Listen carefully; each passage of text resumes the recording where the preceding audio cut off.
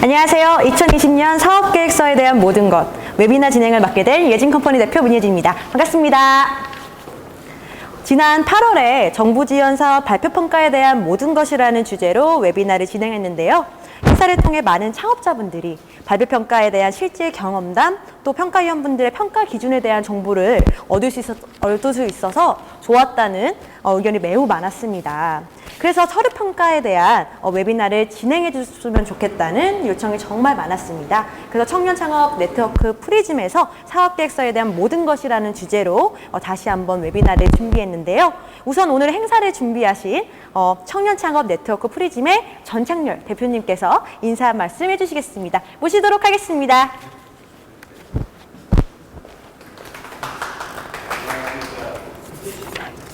안녕하십니까. 프리즘 대표를 맡고 있는 전창렬입니다. 저희가 이제 행사를 개최한 이유는 사실 많은 신흥 창업가들이 서류를 준비하는 데 있어가지고 비용이 되게 많다고 하면 브로커를 쓴다던가 컨설팅 한다고 하겠지만 그렇지 않은 대부분의 신흥 창업가들은 일을 쓸 수밖에 없거든요. 그래서 저희가 또한 오늘 모시고 힘든 교수님들과 심사위원들을 모시고 준비했습니다. 이걸 되게 유익한 시간이 됐으면 좋겠고요. 지금부터 저희 강연 시작하도록 하겠습니다.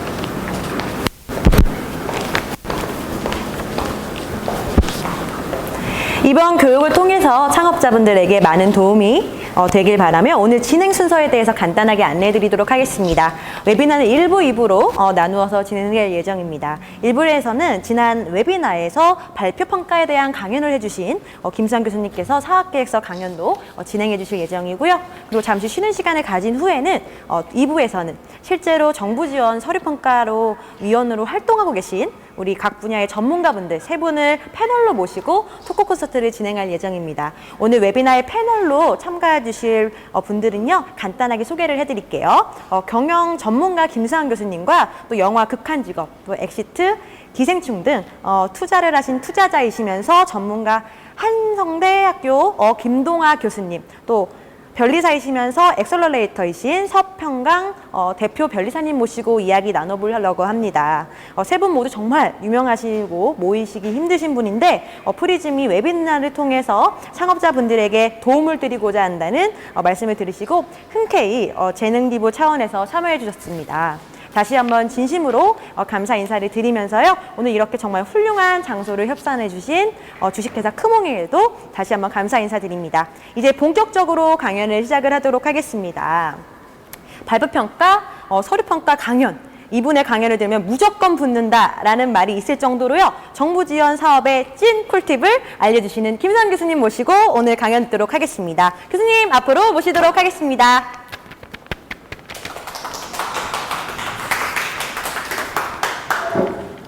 다시 진행하도록 하겠습니다. 서류평가는 정보가 별로 없어요. 사업계획서 작성 법이라는 강의도 굉장히 많은데 딱 정부지원 사업용 사업계획서에 대해서 심사 현장에 대한 거는 잘 모르시죠. 딱 정확히 심사위원들의 영역이고 창업자들이 들어오실 수도 없는 공간이기 때문에 궁금하신 부분들이 많으신 것 같더라고요. 사업계획서 작성법에 대해서는 여러분들이 이미 충분히 많은 강의도 들으셨고 많은 정보들이 있기 때문에 오늘은 제 강의는 굉장히 좀 짧게 진행을 하고 그 뒤에 평가위원분들께서 자기들의 경험담과 심사 현장에서의 실제 모습, 분위기 이런 것들을 좀 오늘은 많이 말씀드리려고 합니다. 그래서 심사위원들도 좀 업력별로 저희들이 모셨어요. 심사 아직 많이 안 해보신 분, 어지간히 좀 하신 분, 그리고 완전히 그냥 프로 심사꾼 막 이런 식으로 했기 때문에 진짜 다양한 이야기를 오늘 좀 솔직하게 드려보려고 하거든요. 그래서 여러분들에게 좀 유익한 시간이 됐으면 하는 바람이 있습니다. 중간중간에 혹시라도 좀 질문이 있으시면 올려주시면 저희가 이따 토크 콘서트 때 말씀을 드리고 되게 중요한 질문이면 저희가 중간에 스태프분들이 저한테 전달을 해주시거든요. 그래서 강연 중간중간 좀 말씀을 드릴 수 있도록 해보겠습니다. 사업계획서 가장 중심은요. 이 사업계획서를 읽었을 때 평가위원들이 이게 사업이 되겠다 안 되겠다를 보는 겁니다.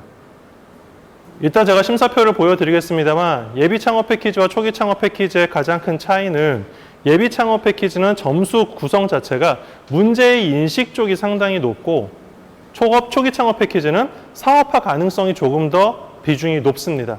그 얘기는 뭐냐 하면 예비 창업 패키지는 아이디어를 본다는 거고요. 초기 창업 패키지는 실제 어느 정도의 사업적 성과를 거둘 수 있느냐, 딱 그렇게 나눠져 있거든요. 그래서 사업계획서는 전부 봤을 때 심사표가 항목별로 점수가 분명히 나눠져 있는 건 사실입니다만 그 항목별로 나오는 게 중요한 게 아닙니다. 다 읽고 났을 때 심사위원들 마음속에 이게 사업이 되겠다 안 되겠다는 전반적인 느낌을 줘야지 기술에서 정확히 뭐 7점, 어디 마케팅에서 8점, 대표자 업력에서 9점 심사표에는 나눠져 있지만 실제로 그렇게 세부적으로 나눠서 평가를 하는 게 아니거든요. 그래서 전체적으로 다 읽고 났을 때 고객에게 주는 가치, 시장에서 주는 가치, 이것이 될 것이냐 안 될 것이냐의 느낌을 주시는 게 중요하지 하나하나의 항목별로 너무 큰 스트레스를 받으실 필요가 없어요. 지난번 예비 창업 패키지는 비대면, 코로나 관계된 비대면 아이템만을 지원할 수 있게 해줬었고 그 외의 것들은 아예 지원 자체가 불가능했거든요.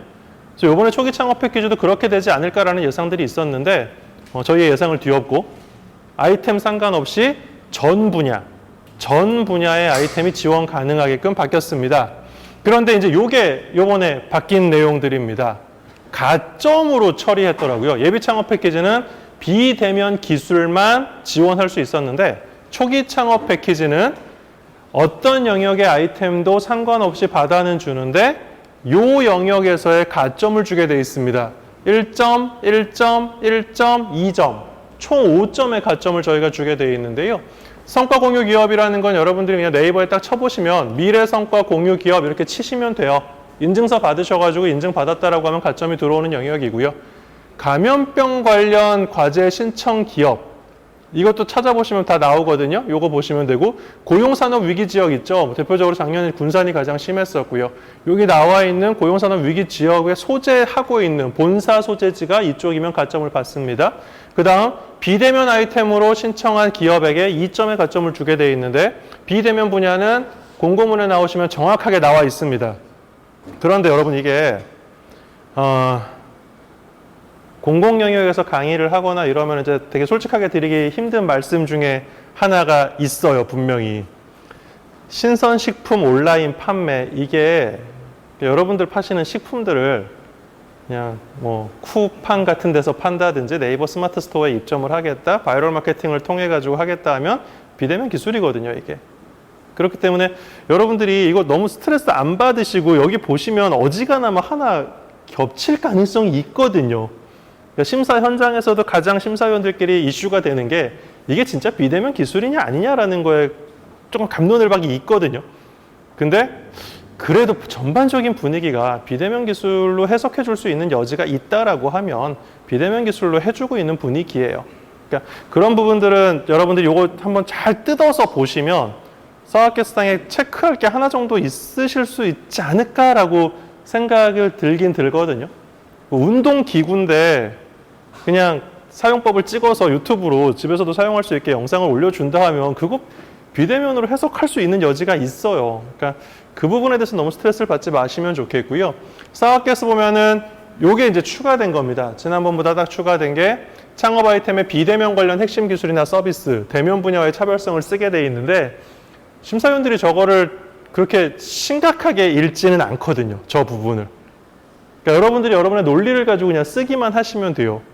그러면서 제가 드리고 싶은 말씀이 이것 때문에 요 가점 몇 점 때문에 너무 스트레스를 받지 마시라라고 말씀을 드립니다. 그 이유가 뭐냐 하면요. 아까 앞에서 말씀드렸죠. 사업계획서 읽고 전체적인 느낌을 본다고. 그러면 여기는 붙여야겠다 싶으면 저희가 한 75점, 85점 여기를 줘야 그래도 이제 발표 평가에 올라갈 가능성이 있거든요. 그러면 전체적인 점수, 이 기분 붙이고 싶다라고 하면 가점 여부와 큰 상관없이 전체적으로 여러분의 점수가 높아져요. 그러니까 이게 가점이 그렇게 심각하게 중요하진 않다라고 보시면 되고요. 이게 원래 심각하려면 무슨 문제가 발생하면 되냐면 제가 만약에 대학이에요. 제가 주관기관입니다. 초창패. 그럼 제가 비대면 관련 기업을 많이 뽑았어야지. 비대면 기업으로만 한 80% 이상을 뽑으면 이 주관기관이 큰 가점을 받는다라고 한다면 비대면 쪽이 굉장히 중요한 영역입니다. 하지만 초기 창업 패키지 주관 기관들은 나중에 중기부나 창진원에서 평가를 받을 때 그 부분이 들어갈 것 같지는 아직은 않습니다. 전반적으로 예년과 똑같이 우리가 뽑은 기업들의 실적을 가지고 평가를 받게 될 것 같거든요. 그러면 비대면, 대면 상관없이 좋은 실적을 내는 업체를 뽑아야 되는 게 우선 첫 번째 사실입니다. 지금 강의 시간이 30분으로 잡혀 있는데 지금 프리즘에서 지난번과 똑같이 시간 너무 구애받지 말고 하실 말씀 있으면 좀 길게 해달라고 얘기를 하고 계시는 나쁜 요구를 저에게 하셔가지고 너무 촉박하게 하지 않겠습니다. 근데 오늘 패널 분들이 너무 유명한 분들이 오셔가지고 저분들이 제 강의를 뒤에서 보고 계신데 좀 부담이 됩니다. 이게 잘 안 보이세요? 안 보셔도 돼요. 여러분 사업교사 다 있어요. 이거 공고문에. 이런 거 띄워놓고 들으셔야지. 자, 되게 현실적인 거부터 하나 갈까요? 이따가 토크 콘서트 때 분명히 이 질문들 하실 것 같아가지고 이 주관기관들 중에 어디가 좋냐라고 지금 물어보실 것 같아서 지금 제 눈에 딱 띄는 데는 한국수자원공사가 일단 눈에 들어와요. 왜냐하면 대부분 대학들이거든요. 수자원공사 같은 경우는 뭐 우리나라에서 요즘 창업 주관 기관으로서의 모든 사업에 다 선정되고 있는 절대 강자인 기관 중에 한 곳이거든요. 수자원공사가. 물 산업이면 이쪽으로 가면 당연히 좋아요. 물 관련된 산업이면 수자원공사로 가시면 당연히 좋습니다. 그런데 수자원공사 역시 초기 창업 패키지 주관 기관으로서의 평가를 받아야 되기 때문에 물 산업이 아니더라도 좋은 실적을 주실 수 있으면 가셔도 상관이 없어요. 투자사 중에 CNT테크 같은 경우는 푸드테크가 가장 강한 투자사입니다. 원래 푸드테크 쪽에 투자를 가장 많이 하는 우리나라의 유명한 엑셀러레이터 투자 회사인데요. 초창패는 그거랑 또 다릅니다. 물론 푸드테크가 여러분의 아이템이라면 저는 CNT테크로 갑니다. 푸드테크라면. 저쪽의 평가위원들도 그쪽이 강하시고 저 주관사에서도 푸드테크를 굉장히 좋게 볼 가능성이 있고 여기서 초기 창업 패키지 같은 거 선정되시면 나중에 투자까지 연결될 가능성이 굉장히 높은 곳이기 때문에 푸드테크면 저 같으면 당연히 CNT테크 갈 거고요. 물 관련 산업이면 당연히 수자원공사 갈 겁니다. 하지만 이게 그렇게 큰 의미가 없습니다. 이번에 전부 다 5개씩 뽑게 돼 있으니까 여러분 경쟁률 진짜 머리 터지는 경쟁률입니다. 그런데 이 주관기관들은 지역 내에서 뽑아야 되거든요. 3개 이상을. 그러니까 타 지역으로, 타 권역으로 가시려면 이 5개 중에 2개 정도만 뽑을 가능성이 커요. 그렇기 때문에 여러분들이 타 지역으로 가시는 거는 저는 그렇게 강하게 추천드리고 싶지 않습니다만 이 질문하시는 의도를 제가 알거든요. 지방이 좀 더 쉽지 않냐, 경쟁이 낮지 않냐 이런 말씀 드리는데 이게 참 어렵죠. 이거 지금 또 유튜브 녹화해서 막 올리고 이러시니까 지방이 실제로 경쟁률이 낮아요 이러면 또 그분들이 기분이 안 좋거든요. 근데 네, 이따 토크 콘서트 때 다른 심사위원께 좀 여쭤봐 주실래요? 저는 좀 이 질문이 불편하네요. 그러니까 오늘 되게 유명하신 분들이 앞뒤 안 가리고 막 지르는 분들이 오셨으니까 저분들한테 물어보시고 이 질문 좋은 질문이긴 해요. 솔직하게. 그런데 기관의 특성을 잘 보셔야 되고 자기 지역이 훨씬 안전하다는 게 무조건 FM적인 정답입니다. 가능성이 훨씬 높습니다. 사업계에서 첫 번째에서 이 요약 페이지입니다. 이따 평가위원분들마다 느낌은 다를 수 있겠습니다만 실제 많은 평가위원분들께서 이 요약 페이지를 중요하게 봅니다. 왜냐하면 이거를 보면 이 한 페이지를 보면 뒷부분을 내가 열심히 볼지 말지가 결정이 되거든요. 근데 여기서 그냥 막 궁서체로 막 길게 쓰시는 분들이 있거든요. 글로만. 그런 평가위원들이 그걸 생각보다 보기가 쉽지 않습니다. 하루에 수십 개의 사업 계획서를 봐야 되거든요. 발표 평가랑 다릅니다. 발표 평가는 하나하나 시간별로 딱딱딱딱 발표를 하시니까 저희들이 분명히 집중을 할 수가 있거든요. 근데 서류 평가는 이만큼 뭉태기로 있고 파일이 막 이만큼이 있기 때문에 그걸 하나하나 집중해서 본다기보다 몇 개까지 했지? 평가인들이 제일 많이 하는 말이 몇 번까지 하셨어요? 몇 번까지 하셨어요? 이거 정말 많이 얘기하거든요. 그렇게 지쳐있고 무언가 좀 시간에 쫓기고 있는 평가위원들에게 글로 다 써놓으시고 소설처럼 그걸 다 읽어라라고 하는 것은 물론 저희가 읽어야 되는 의무는 있습니다만 아무래도 집중해서 읽을 때 조금 에너지가 떨어지는 건 사실입니다. 그래서 제품 서비스 소개 같은 거 할 때 이런 식으로 차라리 그림을 좀 넣어주시고 밑에 2-3줄 정도를 써주시면 비즈니스 모델 같은 걸 넣어버리시면 저희가 훨씬 이해하기가 편하죠. 어플리케이션 같은 경우는 뭐 이런 식으로 UI 같은 거 파워포인트로 그려가지고 어떤 기능 들어간다 이렇게 써주시면 편하죠. 이따 변리사님도 오셨습니다만 저 같은 경우는 이런 그림을 좋아하진 않습니다. 특허 낼 때 딱 들어가는 도면 같은 건데요. 기술분들은 이거 넣어주면 되게 편안하게 보시더라고요, 오히려. 그리고 되게 재밌게 보시고, 이거 오래 보세요. 그러니까 저는 변리사님들하고 평가하면 되게 힘든 것 중에 하나가 이걸 그렇게 재밌게 보세요. 저는 이거 안 보고 넘어가거든요. 저는 이렇게 보여주는 게 더 좋아요, 차라리. 그냥 일러스트 그려가지고 그냥 이렇게 보죠. 완제품을 보여주는 게 더 좋거든요. 근데 완제품 아닙니다. 가상 이미지인데 이렇게 보여주시던지 이렇게 보여주시던지 어플리케이션 이렇게 보여주시던지 이런 게 참 머리를 잘 쓴 건데요. 여러분에게 너무 확 줌으로 당길 수 없다는 건 좀 양해를 해주시기 바랍니다. 물론 제가 이걸 쓸 때 이분들은 제 멘티분들이 정부지원사업에 선정된 사업 계획서고 좀 활용하겠다고 몇 년째 허락을 받으면서 쓰고 있는 건데 그래도 너무 당기는 건 조금 불편하다라는 걸 좀 양해해 주시기 바랍니다. 이 옆에 브로셔 같은 페이지를 스캔해서 넣은 거고 이게 전부 다 영어거든요. 근데 이게 실제 브로셔가 아니에요. 브로셔처럼 디자인을 한 거지. 이게 완제품이 아니에요. 그냥 그린 거지. 그러니까 이런 식으로 넣어주시면 글로벌 진출 가능성까지도 첫 페이지에서 보여주는 거기 때문에 평가위원들에게 굉장히 좋은 점수를 받을 수 있는 겁니다. 그러니까 이런 식으로 넣어주시면 되게 좋은 거예요. 다 제품 컨셉 설계도 들어오고 여기 하나하나 말 넣어주시고 여러분 이게 한글 사업 계획서인데 어떻게 이렇게 쓰냐라고 얘기들 하시더라고요.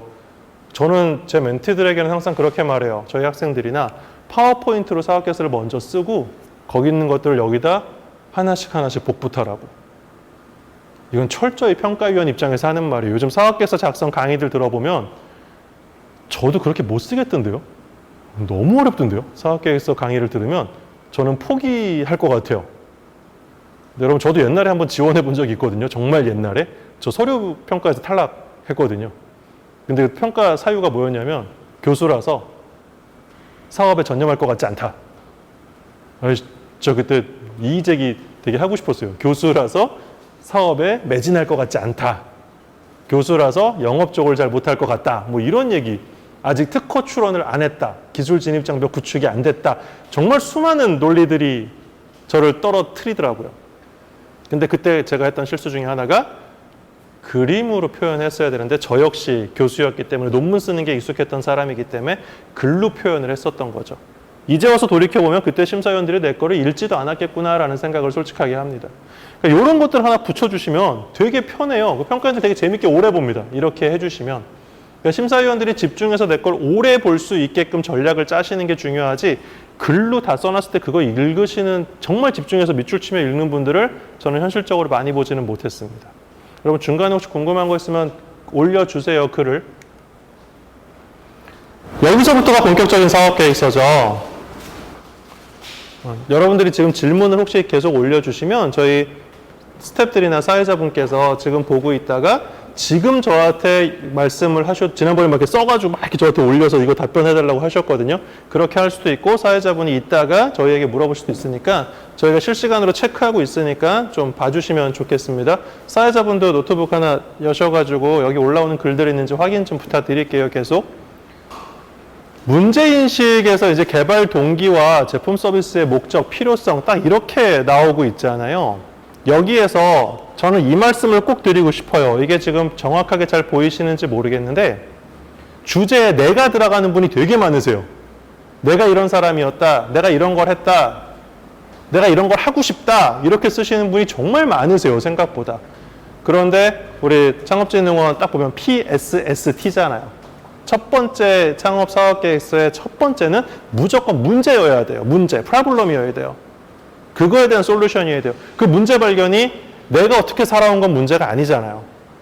그렇기 때문에 이런 문제들이 내 눈에 보였다는 괜찮아요. 이런 문제들이 내 눈에 보였다? 그래서 서칭을 해봤더니 다른 사람들이나 다른 기업들 눈에도 보였다. 그런데 해결이 안 되고 있다.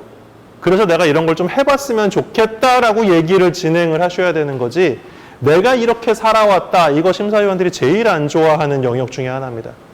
그래서 주제가 나보다는 문제가 돼야 되고요. 지난번 발표평가 웨비나에서도 제가 말씀을 드렸던 건데 당위성이요. 이게 세금이 집행되는 사업이니까 나라 돈으로 당연히 이거 만들어줘 라는 논리는 맞지가 않아요. 어느 정도 나라에서 세금이 들어가서 문제를 해결해줘야 되는 영역은 맞지만 이 창업지원 사업의 궁극적인 목적은 여러분이 매출을 내고 그 매출을 통해서 고용을 많이 창출하라는 거거든요. 사회 문제 해결에서 가장 중요하게 보는 영역은 여러분이 매출을 내서 시장에 돈이 돌아가게 하는 거고 그 돈으로 이제 고용을 창출하라는 것인데 그냥 여러분이 발견한 문제가 그 문제가 당연하게 세금으로 그냥 해야 되는 거 아니냐 같은 소셜 프로블럼에만 너무 치중하시는 경우가 많아요, 여기서. 그러면 별로 안 좋아요. 이 부분은 그 부분을 상당히 조심해 주셔야 되고요. 자, 사업 추진 일정에 대해서도 한번 제가 말씀을 드리고 싶은데 사업 추진 일정이 지금 이제 개발 쪽이 하나가 있고 사업 협약 기간 내 목표 달성 방안이 있잖아요. 여러분 둘 중에 뭐가 중요할까요? 당연히 밑에예요. 이거 아니에요. 사업 추진 일정보다는 이 협약 기간 내에 여러분이 달성할 성과가 훨씬 중요해요. 이거는 당연하게 해야 되는 거예요.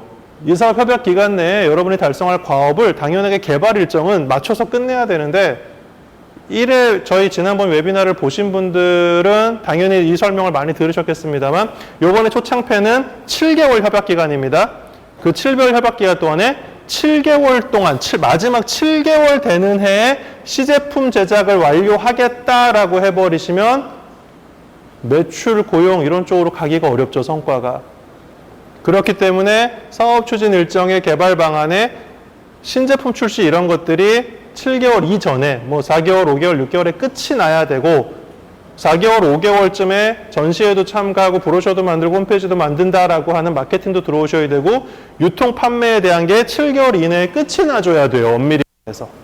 이거는 기술 개발만 하라는 R&D 사업이 아닙니다. 여러분이 사업을 실제로 성공적으로 진행해야 되는 사업 지원 사업이기 때문에 시제품 제작만으로 끝나시면 안 된다는 걸 아주 명확하게 알아주시기 바랍니다.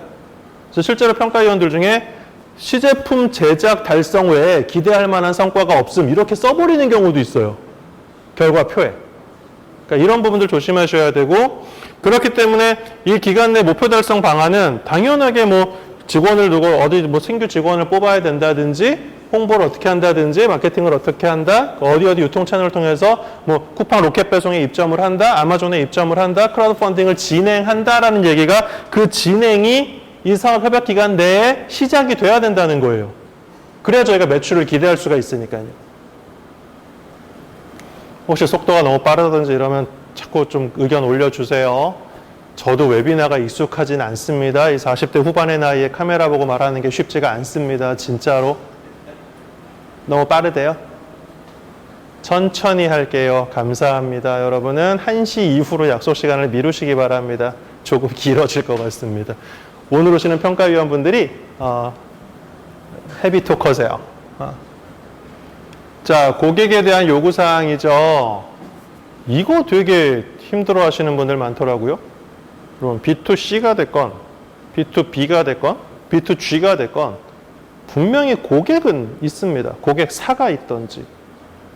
그러면 첫 번째, 시장조사 결과 아니면 포커스그룹 인터뷰 같은 내가 시장에 직접 이 아이템에 대해서 물어봤어요 라는 게 나와주는 게 좋아요. 몇 명 대상으로 설문조사했다. 아니 어디 기관 담당자들과 미팅을 했다. 어디 회사에다 그 구매 담당자와 내가 어떤 이야기를 했는데 내가 이런 아이템을 제시했더니 이렇게 좀 바꾸라 그러더라. 바꿔달라 하더라 라는 얘기가 여기에 들어와야 되는 거예요.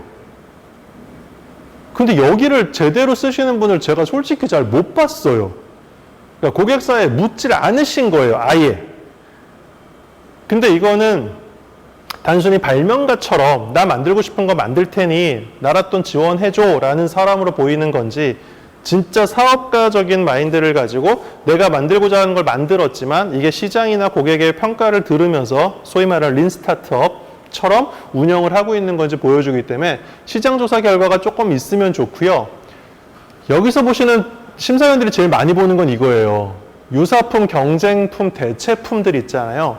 이것들과 비교해서 니께 뭐가 나 이런 거죠. 오늘 저희가 여기 장소가 크몽이잖아요.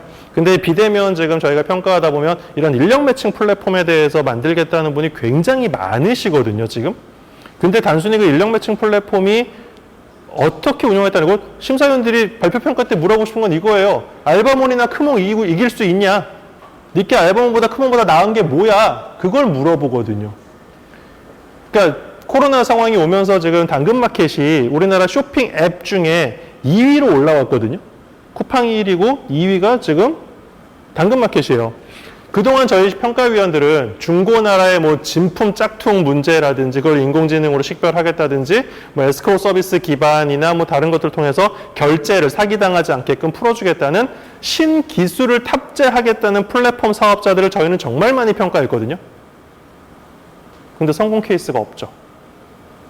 그냥 차라리 이 비대면을 강조했던 시기에 4월 달에 조사한 자료에 당근마켓이 1위 올랐다는 얘기는 당근마켓은 그런 거 결제 사기도 우리가 못 막아주겠고 진품 짝퉁도 못 막아줄 테니까 그냥 동네 분들끼리 만나서 얼굴 보고 해결하세요. 그냥 모든 기술을 다 드러내버리고 오히려 굉장히 심플하게 들어간 사업이거든요. 그럼 다른 애들은 모든 거 다 기능을 동그라미 할 때 우리는 차라리 X 그냥 뭐 하나만 되게 강력하게 딴 애들이 안 하고 있는 거 하나만 강력하게 하겠다. 평가위원들은 그런 거 좋아할 때도 있어요. 그러니까 지금 이런 게 그렇게 예쁜 건 아니에요. 딴 애들은 다 안 하는데 우리는 할게요. 그러면 이 7개월 안에 저걸 다 개발하고 저 기능을 다 넣고 그걸 또 싸게 만들어가지고 소비자들에게 저렴한 가격으로 판매하겠다고 이렇게 본단 말이죠. 그렇기 때문에 이거는 좀 굉장히 객관적으로 잘 시장조사 결과 다른 경쟁 기업은 뭘 지금 제공하고 있는데 전 그거 안 할게요. 해봤더니 그거 필요 없대요. 다른 데들은 좀 약하게 하고 있는데 라는 물어봤더니 그게 중요하다는 사람들이 많아서 그거는 그냥 차라리 굉장히 동그라미 2개 쳐버릴게요. 이렇게 보여주시는 게 좋을 때가 많아요. 그러니까 이 부분을 조금 집중해 주시고 다음 이제 자금 계획. 여기서 틀리시는 분 진짜 많아요.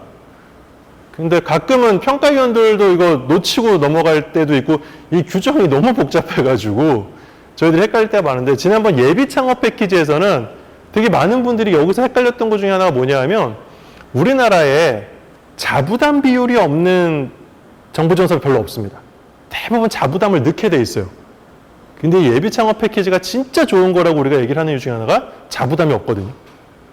그럼 1억 신청하셔서 1억 선정되시면 1억을 다 받는 거예요. 내가 내는 거 하나도 없이. 근데 초기 창업 패키지는 자부담이 있어요. 자부담 비율이 30%예요.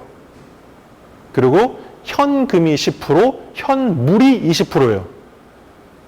그 현물은 사무실 임대료도 되는 거고 창업자 본인의 임금도 월급도 되는 거예요. 그러니까 현물 20%는 어렵지 않아요. 그럼 현금 10%를 내가 얼마 정도로 1억이라고 하면 현금은 내가 1,000만 원을 넣어야 되는 거거든요.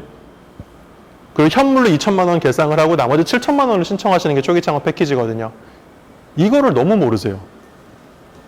그래서 그 금액에 맞춰서 하시고 이번에 그 중요한 항목들 중에 하나가 이번 초창도 아마 그럴 것 같긴 한데 여러분이 신청하는 금액 있죠. 그 금액보다 많이 줄 수가 없어요. 그래서 1회 웨비나 때 제가 한번 말씀드렸는데 어떤 분이 2등을 하셨는데 5천만 원을 신청하셨거든요. 그럼 5천만 원밖에 못 줘요. 근데 실제 그분이 받을 수 있는 게 거의 8천만 원이었거든요. 그러니까 이런 부분에서 이 부분은 상당히 중요하고요. 양산 자금을 자꾸 넣으시는 분들이 왜 그렇게 많으신지 제가 모르겠는데 예비 창업 패키지 같은 걸 하시고 초기 창업 패키지 오시는 정부 지원 사업 수행 경험이 있으신 분들은 이 부분 실수를 안 하세요. 근데 그냥 사업을 하다가 내가 정부 지원금 하나 받을 게 없을까? 뭐 교육도 받고 여기저기 알아봤더니 야 나라에서 1억까지 주는 게 있대 라고 하셨던 분들은 정부 지원 사업에 대한 경험이 없으니까 그냥 막 넣으시는 거예요. 그럼 사업자 있는 사람 도와주니까 당연히 뭐 양산하고 이런 거 도와준다는 거 아니야? 라고 공고문 그 규정문 엄청 긴데 아세요? 그거 안 보고 쓰시더라고요.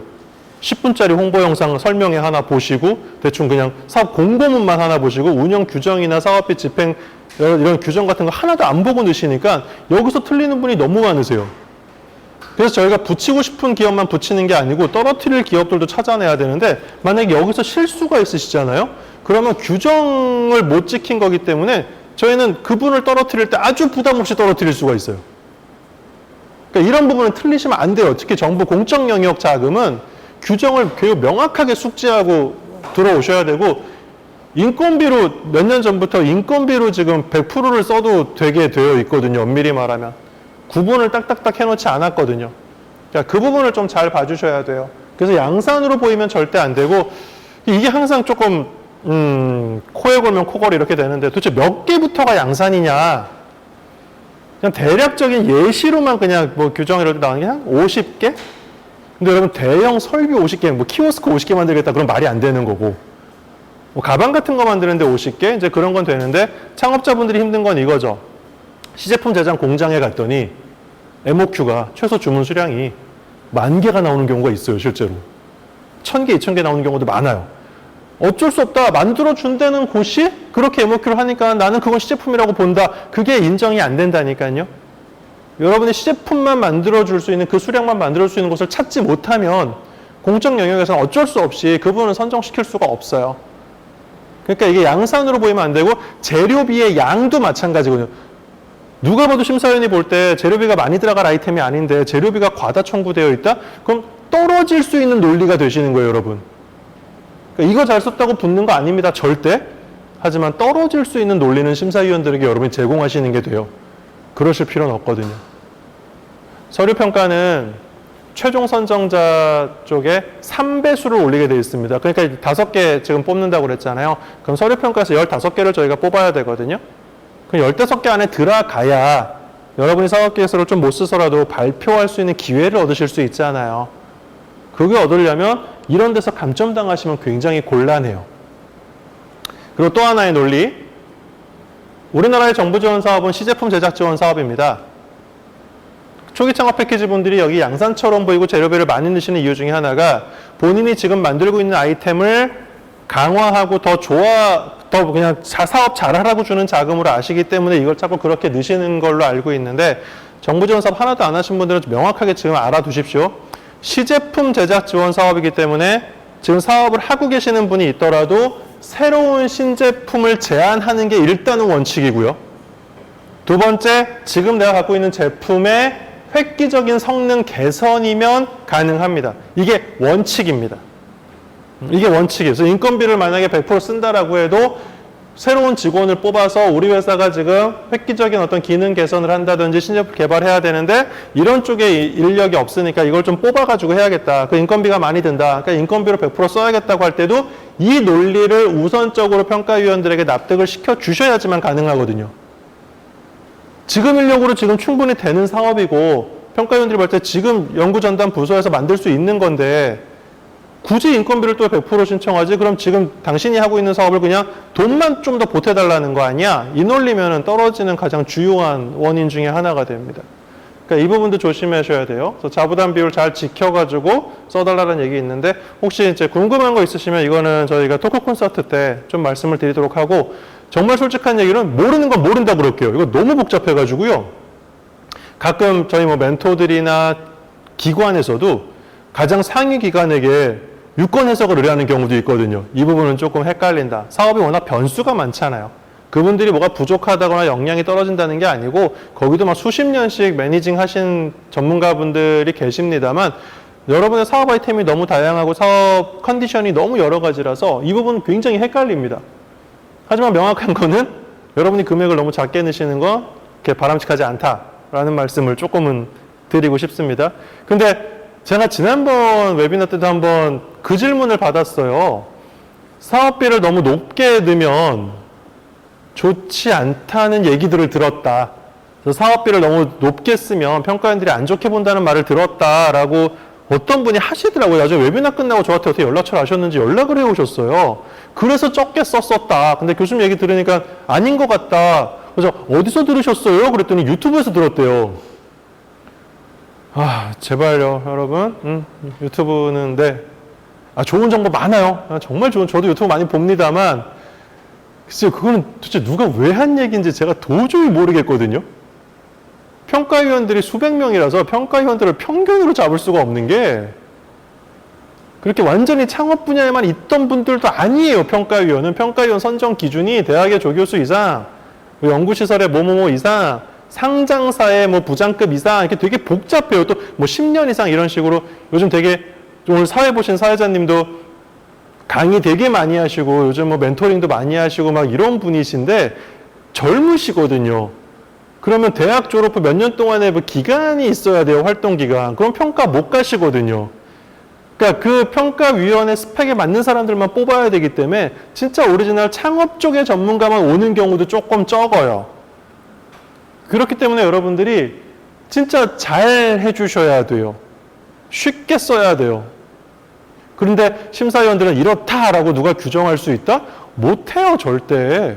절대 못해요. 그러니까 이런 이제 몇 가지 말씀을 드리고 싶은 것들이 있는데, 제가 오늘 변리사님을 좀 많이 공격을 할게요. 저런 분들 때문에 저희가 심사할 때 되게 답답할 때가 있거든요. 이따 답답할 거예요. 둘이 싸울지도 몰라요, 토크 콘서트 하다가. 투자자분도 오셨는데 싸울지도 몰라요. 그러니까 각각 자기 전문 분야가 있고 그 분야를 누가 침범해 들어오는 걸 좋아하지 않아요. 평가위원들 뭐 친한 사람들도 아니고 이제 처음 만난 사람들인데 서로 싸우지도 않아요, 별로. 서로의 분야를 인정을 해주거든요. 그러니까 저도 오늘 저분들 얘기 좀 듣고 싶기는 해요. 내수시장 현황이에요. 현황이라는 이 제목 때문에 그러신지 마켓 사이즈만 말씀하시는 분이 너무 많아요. 우리나라 반려견 시장이 뭐 사료 시장이 현재 얼마다 하고 끝. 그러니까 그거를 왜 말씀하시는지 모르겠는데 이 밑에 거 안 읽으시는 거예요, 여러분. 정말 죄송한데. 타겟 시장 쓰면요, 그 시장에 대한 진출 시기, 시장 진출 및 판매 전략 다 쓰라고 돼 있잖아요.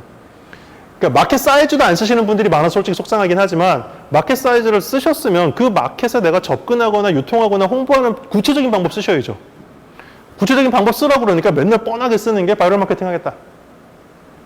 인플루언서들 활용하겠다. 그러니까 인플루언서 활용비가 얼마인지, 내가 활용 가능한 인플루언서가 누가 있는지, 그 인플루언서들 에이전시 중에 어디랑 내가 MO를 맺었다든지 이런 얘기가 나와줘야 되는 거지. 하겠다라는 썰을 쓰시면 안 돼요. 더더군다나 이건 예창패는 그거 해도 좀 인정해줘요. 근데 초창패는 그렇게 써놓으시면 이분 뭐 하는 분이지? 라는 생각밖에 안 들어요. 그러니까 이 영역에서 실질적으로 떨어지는 분들 중에 상당 부분이 앞에 기술 쪽은 설명 잘 하셨는데 이 부분을 정말 대충 쓰셔가지고 떨어지는 분이 진짜 많아요. 3-4줄 정도 쓰고 끝내는 분이 거의 절반 이상이세요. 대부분 바이럴 마케팅 하시겠대요. 여러분, 그게 돈이 얼마나 많이 드는데요. 그걸 함부로 하시겠다는 분들 너무 많아요. 유튜브를 활용하겠대요. 그러니까 직접 찍으실 건지, 남들을 통해서 만들어 찍어서 하실 건지, 고퀄의 영상 하나 찍을 때 보통 뭐 500만 원 들고 1000만 원 들고 이러거든요. 그럼 몇 개를 올리실 건지, 아무런 설명 없이 그냥 쓰시는 분이 많아요. 그럼 곤란하세요. 다음.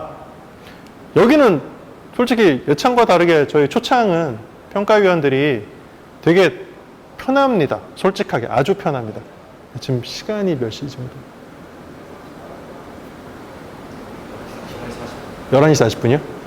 그럼 제가 되게 오래 했네요. 재밌습니다. 아니요, 평가위원들이 이걸 재밌다고 그러면 어떡해요, 지금. 저희 진짜 솔직한 말씀 드릴게요, 여러분. 저 예창패 심사를 가면 마음 편한 것 중에 하나가 사업계획서가 너무 엉터리가 많아서 심각하게 보지도 않고 떨어뜨릴 수 있는 게 많아가지고 심사 시간이 생각보다 짧아서 좋아요. 진짜 그런 거 되게 많이, 특히 올해는 코로나 때문에 그런지 대학생들이 정말 많이 집어넣으셨어요. 그러니까 지금 대학교 4학년들 올해 취직은 뭐 거의 물 건너갔다고 보는 게 학교 현장에서 맞거든요, 지금. 대학 교수 제가 지금 20년째인데 올해 같은 애는 처음이에요. 그러니까 지금 솔직히 난리 났어요, 대학 현장. 취업 될 리가 없어요. 그러니까 학생들이 먼저 피부로 와닿나 봐요. 창업지원 사업이 엄청나게 들어왔는데 급하게 한 것 같아요. 레포트처럼 쓴 게 너무 많아요. 그러니까 떨어뜨리기 쉬웠어요. 솔직하게 말씀드리면 예창 심사는. 근데 초창은 어디서 쉬운 게 있냐면 내 앞에 내용 다 좋은데 초창은 사업자잖아요. 기사업자. 이거 보면 되거든요, 저희가. 작년에 홈택스 기준으로 매출 얼마 내셨어요? 딱 그거 보면 되거든요. 이거 되게 높은 데들 있으면 그거 먼저 붙이고 싶죠. 사업 역량이 있는 거거든요. 사업자로서 역량이 확인되는 게 이거밖에 없잖아요, 솔직하게. 그러니까 초창은 이게 딱 적히는 거기 때문에 저희가 세상 편해요. 수출? 대부분 쓰시는 분들 없잖아요. 근데 여기서 쓴 분이 있다? 아, 그럼 당연히 가산 좀 들어가죠, 당연히. 저희도 심리적 가산점도 들어가죠. 수출까지 하신 분이면 발표 평가에 한번 부르고 싶죠. 거기서 보고 싶어요. 어떤 수출하셨는지, 다른 나라 보는 데는 있으신지, 앞으로. 그러니까 여기서 정량지표로 뭔가를 보여주시면 저희가 발표 평가에 올려서 앞으로 더 성장 가능성이 있는지 없는지 확인할 수 있는데, 기사업자인데 이게 전부 다 0, 0이다? 그러면 솔직히 좋게 보이진 않죠. 그러니까 제일 힘든 작년 11월이나 12월에 어디 입주한다고 해서 뭐 입주 조건이 무료로 들어가는 거긴 한데 뭐 공용 공간인데 사업자는 내야 된다 해서 사업자 내신 분들 있거든요. 11월, 12월에. 홈테스트 기준에 매출 하나도 없거든요. 그런 부분들은 당연히 약점일 수밖에 없어요, 여러분. 그래도 사무실이 필요하니까 들어가는 거니까, 그죠? 그건 여러분이 선택하신 거니까. 여러분의 선택이에요. 국내외 진출 역량, 뭐, 특허, 왜들 웃으시지? 너무 돌직구예요? 여러분, 죄송해요. 제가 좀 그래요. 뭐 토했어요. 특허, 이따가 저희 변리사님이랑 얘기해 보겠습니다만, 특허 있냐, 없냐, 중요하냐? 저는 중요하게는 안 보는데, 없으면 떨어뜨리고 싶을 때 떨어뜨릴 수 있는 논리는 제가 갖게 되죠. 기술 진입 장벽 구축이 불가하다. 모방 작품에 대해서 대응이 어려울 것 같다. 이런 식으로 해서 떨어뜨리긴 되게 쉬워져요. 없으면. 그러니까 저 변리사님한테 되게 물어보고 싶은 것 중에 하나가 특허가 등록돼 있으면 이제 가산점을 받는다든지 여기 점수가 되는데 출원 계획이 있다고만 말하는 애들이 있어요. 출원 중도 아니고 출원 계획이 있다고 가끔 쓰시는 분들이 있는데 그거는 어떻게 봐야 되는지 좀 애매하긴 해요. 저는 모르겠어요. 그러니까 이따 알아서 하시겠죠. 뭐 저분이 말씀을. 되게 유명한 변리사님이세요.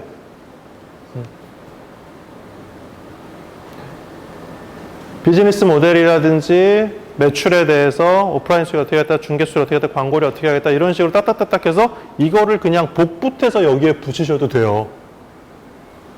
비즈니스 모델 같은 거 하고 있는데 수수료 얼마 이쪽 모델에서 수수료 얼마 그래서 총 얼마 이 시장 규모가 얼마 난 그 시장에서 몇 프로를 먹겠다. 이 시장이 현재 뭐 10억짜리인데 내가 30% 정도 마켓 쉐어까지는 나중에 가져갈 수 있을 것 같다. 잠재 카피 제품들이 들어올 거니까. 그러니까 이런 것들을 여기에 이런 식으로 넣어주시면 평가위원들은요. 볼 때 진짜 편해져요. 근데 너무 그림만 넣으시면 안 되고 그림 밑에 설명을 몇 줄씩은 쭉쭉쭉 써주시면 평가위원들 입장에서는 완전히 땡큐예요. 이런 사업 계획서가. 그런 것 좀 봐주시고 오늘 오신 그 투자자 평가위원이 저랑 요즘 평가장에서 굉장히 많이 겹쳤어요. 그래서 좀 친하게 지내게 돼가지고 제가 오늘 좀 와달라고 부탁을 한 건데 그분을 왜 오라고 그랬냐면 평가 현장에서 이 얘기 해도 될지 모르겠습니다만 제가 항상 1등으로 퇴근을 해요. 서류 평가는 자기 거 하면 그냥 집에 가는 거예요. 이때 통화했을 때 여러분 그런 거 물어보실 거죠. 사전에 뭐 미리 다 뽑아놓는다고 내정돼 있다고 그러던데 뭐 사실입니까? 물어보실 거죠. 그렇게 내정돼 있으면 퇴근 시간이 다 같아야 되거든요. 평가위원이. 근데 저는 1등으로 퇴근합니다. 근데 오늘 오시는 그 김모 교수님, 저 외에 또 다른 김모 교수님은 항상 꼴등으로 퇴근하세요. 진짜 열심히 읽으시고 진짜 뭐 저렇게 열심히 읽을 정도일까 싶을 정도로 열심히 읽으시고 막 심사평도 소설책처럼 막 이만큼을 쓰세요. 그러니까 저분은 집에 갈 생각이 없는 분. 항상 저는 저분이 언제 가는지 본 적이 없어요. 그 다음날 와서 어제 그 교수님 언제 가셨어요? 그럼 매니저님이 항상 그러세요. 저분 때문에 우리도 늦어졌다. 근데 그거보다 더 늦게 가는 사람이 오늘 오는 변리사님이에요. 되게 젊은 분인데 결혼한 지 얼마 안 돼 신혼이시거든요. 그러니까 집에 안 가고 싶어 해요. 미친 듯이 혼자 보고 너무 재밌어하고 옆에 심사위원한테 교수님 여기 이거 보셨어요? 몇 번이요? 보면 이게 저희 고객사 거랑 되게 특허가 비슷한데 저희 고객사 특허 보여드릴까요? 막 이러세요. 전 집에 가야 되는데. 그러니까 평가위원들 여러분 예측 절대 못해요. 어떤 사람이 걸릴지. 근데 아마 이거에 대해서는 크게 이견들이 없으실 거예요. 우리가 보기 좋게 만들어주면 대충 넘어가는 게 아니고 조금 더 집중해서 보게 되는 건 사실인 것 같아요. 다음 대표자 직원 보유 역량 아이템과 맞아야 되는 게 되게 중요한 것 같아요. 근데 저는 이제 경영학 박사인데 경영학 박사가 갑자기 태양광에 뭐를 개발하겠다 그러면 저런 변리사님 같은 분들이 비웃어요. 근데 그 밑에 현재 직원 중에 우리 연구소장님이 20년, 30년 그 분야 연구만 디립답한 연구소장님이 우리 회사에 계시다라고 하면 생각은 바뀌는 거예요. R&D 능력도 있을 것 같은데 대표자가 경영학, 이 사람 영업도 잘할 것 같은데 이런 식으로 보여지기 때문에 R&D 기업이나 연구소 기업이 아닌 다음에는 이 부분에서 조금 다양성을 가져가 주시는 게 좋고 근데 창업기업이 다 그렇게 할 수는 없잖아요. 그러니까 고용계획에서 우리의 약점을 보완해 줄 수 있는 고용계획을 쓰시는 게 좋아요. 근데 저희가 솔직히 여기서 보는 건 이거보다는 이거예요. 여러분이 고용을 많이 해줘야 이 주간기간에 이런 데서 좀 점수도 잘 받으시게 되고 우리나라에서 창업 지원을 하는 주요 목적 중에 하나니까 이거 조금 많이 쓰시는 게 좋기는 한데 솔직히 뭐 최대 1억 주면서 이거 많이 뽑으라고 하는 것도 저희는 죄송합니다만 예비 창업 패키지면 이 논리가 맞지만 초기 창업 패키지는 어차피 사업 계속 하시는 분들이잖아요. 그러면 이 돈으로 모든 사업을 1억으로 모든 걸 다 하겠다는 건 아니잖아요. 논리가.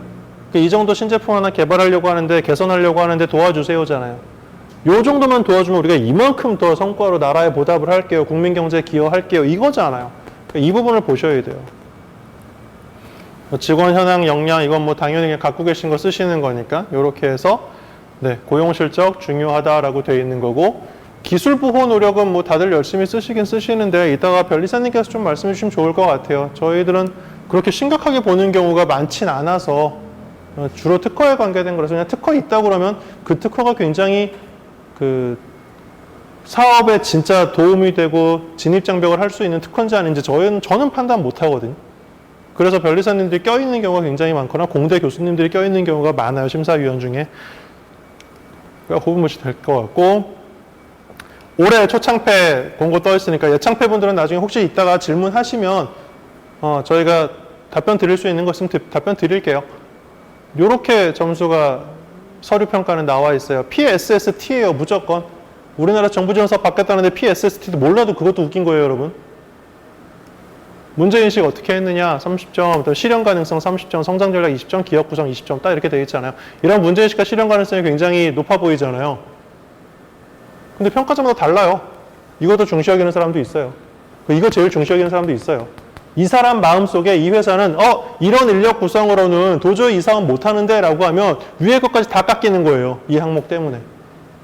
그러니까 이 부분은 여러분 잘 아시면 좋겠고 이게 예비 창업 패키지 발표 평가표고 이게 초기 창업 패키지 발표 평가표인데 보시면 점수가 30점, 30점이죠. P가 30점, 그 다음에 S가 30점이죠.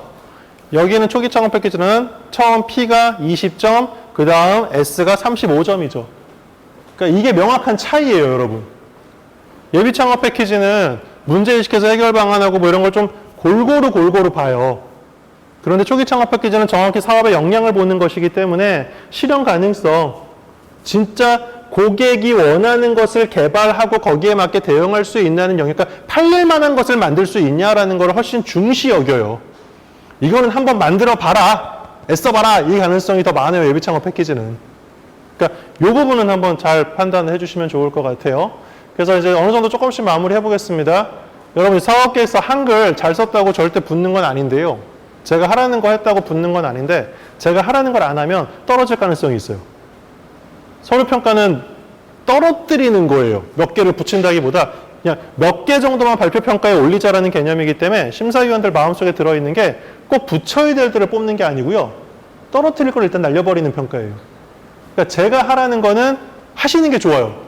떨어뜨릴 심사위원의 평가표에 아주 마음 편하게 이 사람은 떨어뜨리고 내가 이렇게 썼을 때 이의 제기를 해도 이 떨어진 이유에 대해서는 반박할 논리가 없을 거야. 저 사업자가 이 논리를 안 주시는 게 좋아요. 사업비 구성 같은 게 가장 큰 거예요. 그런 데서. 3배수 안에 들자는 무슨 얘기냐면 이제 저희들 평가위원들이 되게 많이 하는 얘기 중에 하나가 이 얘기 되게 많이 해요. 서류 평가 그 사업계획서 쓰신 거 있잖아요. 이거 진짠지 불러서 확인해보자. 발표평가에. 진짠지 확인해보자. 이런 거. 특히 뭐 투자 의향서 같은 거 드신 분들 있잖아요. 그 우리나라 투자 영역이 너무 좁아가지고 어디 회사에 어디서 이렇게 투자를 얼마 정도 받으려고 한다 그러면 대충 감 잡히거든요. 그건 진짜 불러서 한번 물어보자. 도대체 누구랑 진행하는 건지. 저도 요번에 요래서 한번 불러서 확인해 본 거였는데 질문 딱 2개 던지니까 뻥인 게 그대로 드러난 경우도 있었거든요. 근데 요 느낌을 주면 서류는 붙어요. 요 느낌을 주면 진짜 붙을 것 같은지. 자, 근데 모든 실적이 다 약하다 그러면 솔직히 투자 실적이 제일 좋아요. 창업기업이 투자 받는 경우가 없는데 주관기관 입장에서는 우리가 뽑은 업체가 투자를 받으면 저희가 좋은 평가를 받거든요. 그러니까 투자 실적이 제일 좋아요. 근데 어렵지만 썼어요. 그냥 정말 어려워요. 근데 투자 실적 있으면 붙을 확률은 진짜 높아진다라고 보시면 좋을 것 같기는 해요. 사업계획서 쓸 때 요거를 조금 고민해 주실래요? 심사위원들 머릿속에 있는 건데 여러분 아이템이 다른 경쟁 제품이나 유사 제품과 별로 차이가 안 느껴지는데 하면은 뽑을 가능성이 좀 적어요. 그 차이가 확실히 느껴져야 돼요. 그 차별성이 중요한 거예요. 남들보다 잘하지 않아도 되는데 달라야 돼요. 그래서 제가 항상 사업계에서 강의할 때 가장 많이 하는 말이 different예요. different. 그래서 다른 솔루션을 제시하는 게 굉장히 중요하고요. 심사위원들 마음속에 들어있는 가장 중요한 얘기 중에 하나가 여러분 요겁니다. 심사위원들 마음속에 다 있는 걸 거예요. 이게 아마 거의 대부분의 심사위원이. 여태껏 사업계에서 보면서 아유 그동안 이런 아이템 많이 봤는데 성공한 걸 본 적이 없다. 너무 어려울 텐데 라는 생각을 되게 많이 하고 있어요. 그래서 사업계획서에 이 논리를 좀 잘 생각을 해주셔야 되고 이게 조금 얘기가 글쎄요. 저 특허 전문가들은 다 알아듣는지 저 솔직히 좀 궁금하긴 한데 완벽하게 다 알아듣는 건 저도 좀 불가능하고 저도 석사는 정보 시스템 쪽이고 박사는 생산 관리 경영 과학 SCM 물류 쪽인데 물류 용어 요즘 많이 바뀌어서 잘 모르겠거든요. 그러니까 이거 너무 어렵게 기술 용어 쓰시는 거는 좀 있어 보이려고 그렇게 쓰는 것도 있겠고 아니면 평상시에 쓰시는 용어니까 그렇게 쓸지 모르겠지만 심사위원이 이해 못할 정도까지의 어려운 기술 용어는 조금 곤란하세요. 근데 이런 분들이 떨어지고 나면 꼭 그 얘기하세요. 뭣도 모르는 사람들이 평가위원으로 앉아가지고 내 아이템을 이상하게 평가했다. 근데 이해를 못 시키는 것도 문제시거든요. 그러니까 조금 이해가 되게끔 써주시는 게 좋을 것 같아요. 그리고 전달하는 내용이 너무 많거나 너무 적어도 문제가 돼요. 너무 적으면 떨어지는 가장 주된 요인이 됩니다. 사학계에서 작성 내용이 상대적으로 미비하다, 불성실해 보인다 이렇게 써버리거든요. 그거는 붙기가 어려워요. 다음, 전달 내용이 너무 많아도 좀 곤란해요. 보통 저희가 10페이지 내외라고 얘기를 하잖아요. 그 정도는 지켜주시는 게 좋고 활용을 하실 때 뒤에 나오는 어펜디스 이제 거의 끝났습니다. 뒤에 나오는 어펜디스 같은 건 좀 넣어주시면 좋아요. 비교 견적서 같은 거는 실제로 좀 넣어주셔도 좋아요. 그럼 이 사업비 내에서 이 사업 기간 안에 해결할 수 있는지 없는지 궁금하거든요. 제가 사업계에서 봤던 것 중에 제일 어이없었던 것 중에 하나가 협약 기간이 6개월이었는데 눈에 보이지 않는 탱크를 만든다는 분을 본 적이 있거든요. 그래서 군납을 하시겠대요. 그걸 6개월에 하시겠다는 분을 본 적이 있어요, 제가. 글쎄, 되면 좋겠네요. 우리나라 세계 군 강국이 되겠네요. 근데 6개월 안에 더 재밌었던 건 저기 어디지? 경기도 북부 쪽에 댐 만들겠다는 분인데 그 사업비가 1,800만 원짜리였거든요. 댐을 만든다는 분을 제가 본 적이 있어요. 진짜 봤어요, 여러분. 그 두 번을 다. 그러면 곤란해요. 그러니까 이 협약 기간 내에 이 시제품을 완벽하게 끝을 내서 팔 수 있을 정도까지는 결국 그것을 만들어주는 업체들에 대한 비용료가 들어오면 굉장히 좋아요. 이 기간 안에 이 금액인데 하나만 하면 여러분이 사기당할 가능성도 크고 제가 요번에 뭐 이상한 웹드라마 하나 찍었는데 거기 요번 화 주제가 청년 창업자가 실제로 어디 가서 생산을 했는데 이제 눈탱이 맞는 그런 거였거든요. 근데 저희 현장에서 진짜 많이 봐요. 당연히 만들어준다고 해서 견적서 하나 내고 정부 지원 선정됐는데 실제 나중에 대구 나서 찾아갔더니 그 기간에 안 된다. 그 금액에 못 해준다. 많이 보거든요. 그래서 비교 견적서 같은 게 여러 개 들어오면 평가위원들 마음은 굉장히 편안해집니다. 뒤에 별책 부록으로 넣어주시면 어펜딕스. 이게 요즘 유행하는 마일스톤 같은 거긴 한데 우리 초기 창업 패키지 같은 분들은 내가 처음에 돈을 받아서 뭐 하겠다, 뭐 어디서 융자를 받겠다, 투자를 받겠다, 투자를 받은 그 금액으로 뭘 하겠다, 뭘 하겠다, 뭘 하겠다, 뭘 하겠다 이렇게 어펜디스에 넣어주시는 분들이 있거든요. 이게 진짜인지 소설인지 저희도 모르겠으나 이 정도까지 한 사업자를 보면 사업화 역량은 확실히 보여요.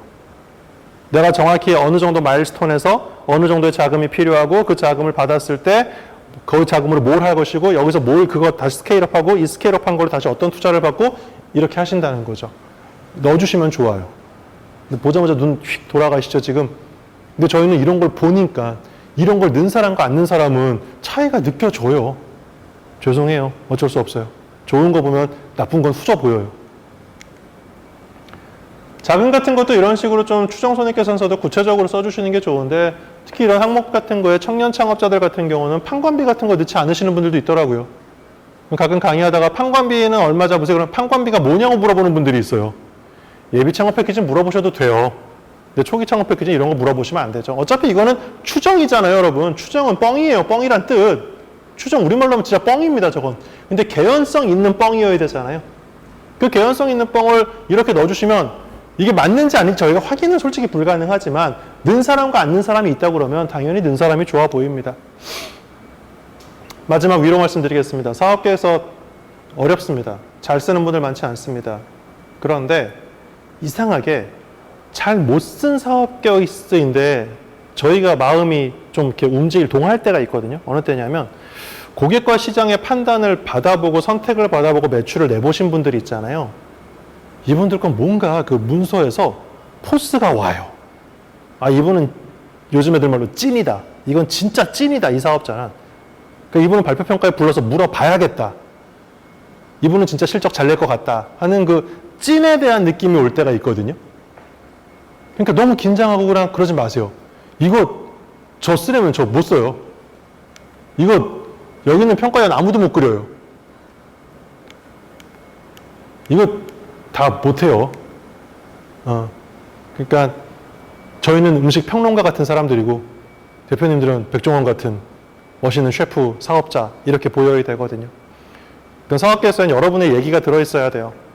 그렇기 때문에 너무 복잡하고 어렵게 쓰시면 심사위원도 힘들고 여러분도 힘들고 자꾸 사업계에서 강의하시는 분들이 진짜 너무 어렵게 자꾸 강의를 하셔가지고 여러분들이 자꾸 이상한 데다 돈 내고 맡기시는데 평가위원들 그렇게 보지 않아요. 절대 그렇게 보지 않아요. 여러분의 진짜 사업에 대한 냄새가 나면 되니까 그런 식으로 해주시고 오늘은 가급적 서류평가에 한정해서만 저희가 지금 웨비나를 하고 있습니다만 궁금한 거 있으면 또 말씀드릴게요. 진짜 편하게 한번 물어봐 주시면 감사하겠습니다. 일단 여기서 마치고 저희가 장소 세팅을 좀 하고 해야 되니까 10분 정도 화장실도 갔다 오시고 커피도 드시고 그 후에 토크 콘서트 시작하겠습니다. 수고하셨습니다.